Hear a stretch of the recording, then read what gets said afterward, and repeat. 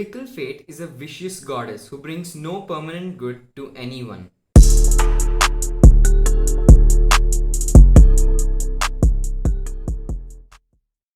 Hi guys, this is a bit of a change of a setting. I'm now back in my college in my hostel room in Bits, Hyderabad, and this is my room.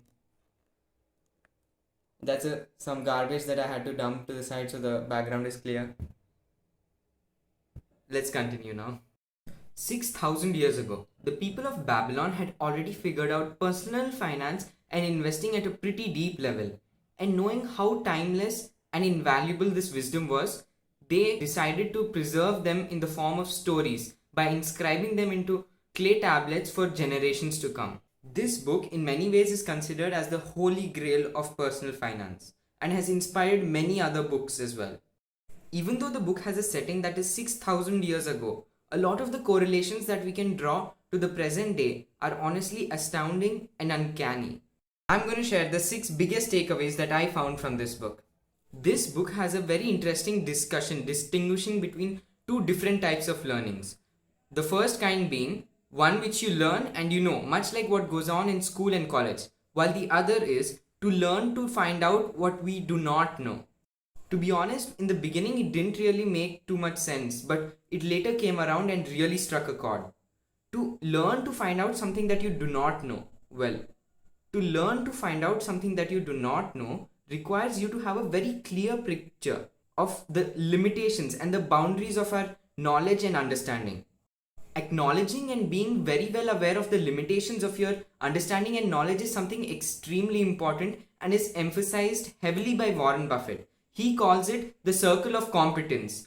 It's the circle that he will never exceed. He knows what he does and does not know, and he will stick to what he does know. Honestly, every time I make a video, I realize how small this circle is really for me, because so much of my ignorance gets exposed every time I research and really dig into some topic, and I realized so many of my assumptions were wrong. That is what I understood from learning to find out something that we do not know. Let me know if what I said made sense and you agree with it, or what you understood from this statement. This book also looks at opportunity and luck and how they are related as well. The take-home message from the discussions on opportunity and luck were essentially that those who are quick and spontaneous at accepting opportunities are the ones who are favored by luck. And this is also true with investors especially. Once they find a company that goes through all their filters, they often waste no more time in investing. Something that is extremely common amongst many great investors is that their regrets and what pricks them is not the failed investments, but the great missed opportunities. While we're on the topic of spontaneity, this also brings me to a very common saying in the stock market, and that is, the best time to invest is now. A lot of people try to find the perfect time to invest and often end up missing out on lots of growth. Peter Lynch has famously said that more money has been lost waiting for a market crash than during the actual market crash. That is because people have missed out on a lot of growth. I think the biggest problem in taking on more opportunities is the fact that we will have to deal with failure more often, which is often extremely difficult and uncomfortable. When it comes to luck, we can't help but think of lottery winners. Man, my life would be so great and sorted if I just won KBC the 5 or 10 crores and I would have to do nothing after that. Or wait. This book has amazing insight on blind luck and especially what happens after we encounter it. A passage in this book reads, "Fickle fate is a vicious goddess who brings no permanent good to anyone. On the contrary, she brings ruin to almost every man upon whom she showers unearned gold. She makes wanton spenders who soon dissipate all they receive and are left beset by overwhelming appetites and desires they have not the ability to gratify.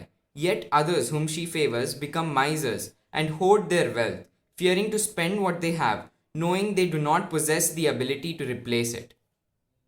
This is what Sushil Kumar, the man who won 5 crores at KBC, had to say about his life after winning KBC. He said, "The worst time of my life started after winning KBC, as he got duped by many people, was unable to invest wisely, got fame that distracted him off of his primary work, got addicted to drinking and smoking, and strained relations with his wife and family." And this is not an exception. This happens with almost all lottery winners. They have money that they cannot handle and they go bankrupt after a year or two. Putting money to work. The people in Babylon had already understood that they need to be employing their money in order to free up their time and actually expand their capacity to earn. And one of the stories that correlates to present day honestly blew me away.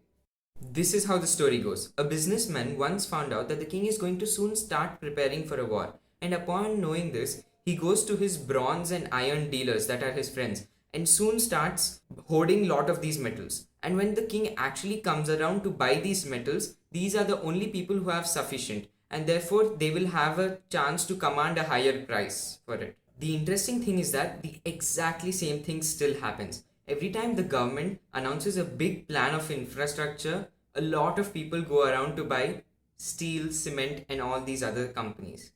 Now we come around to the absolute gem, the most quoted piece of wisdom from this book, that is the equation income minus savings is equal to expenditure. Well, that doesn't make sense. How can this be the most important and most widely known? Well, the thing is, generally what people do is they do income minus expenditure is equal to savings. What does that mean? That means they save whatever is left after spending, which doesn't really work well in the world. The correct way to go about savings, according to this book, is to first save and then manage with whatever is left after saving. The thing is, when we are not making savings a conscious choice, what ends up happening is that all our expenditure and lifestyle becomes directly dictated by the income we earn. But what happens if we do not make the same money someday? What happens if we lose our job? Because life is uncertain and a lot of things are not in our control. So what is actually happening is that we are slowly becoming slaves of our salary, which is a very dangerous thing. All of us have heard that a friend in need is a friend indeed. And most of us also try to go out of our way to help somebody when they require it. But there's a story in this book that really gives a different perspective. On a farm, once an ox was complaining to a donkey, saying that he has to do so much more work compared to the donkey, and the donkey has to work only when the master needs to go out. Well, to this the donkey replied by saying that the next morning when the farmer tries to wake you up, bellow and scream as much as you can so that the farmer thinks you're sick. So the ox took the donkey's advice and did exactly that. And the next morning, the farmer started making the donkey plow the entire field. And when he came back at night, tired and completely weary, the ox thanked him for his advice. The donkey became resentful of the ox, and that ended their friendship. The moral of the story was that if you want to help a friend, do so in a way that you don't take his burdens onto yourself. While I do understand that this is extremely contextual, it doesn't completely sit well even with me, but it does give a different perspective which is important. The reason for Babylon's survival and enduring centuries of attacks is its amazing and brilliant walls that protected it from it. The author goes on to give a brilliant correlation of this to present day. He says, in this day, behind the impregnable walls of insurance, savings accounts, and dependable investments, we can guard ourselves against the unexpected tragedies that may enter any door and seat themselves before any fireside. Unfortunately, a lot of us also witness this ourselves. A lot of homes of maybe even close ones were left devastated because of pandemic. I think this book is a must read for graduates and people who have started working recently. This is because the ability to manage money makes a much larger impact as compared to the salary and even our grades. In case you haven't started investing and do not have a demat account, feel free to open one with Grow. It's the broker I use and have also reviewed it on the channel. So that's it for this video guys. Make sure to smash the like button and subscribe if you haven't already.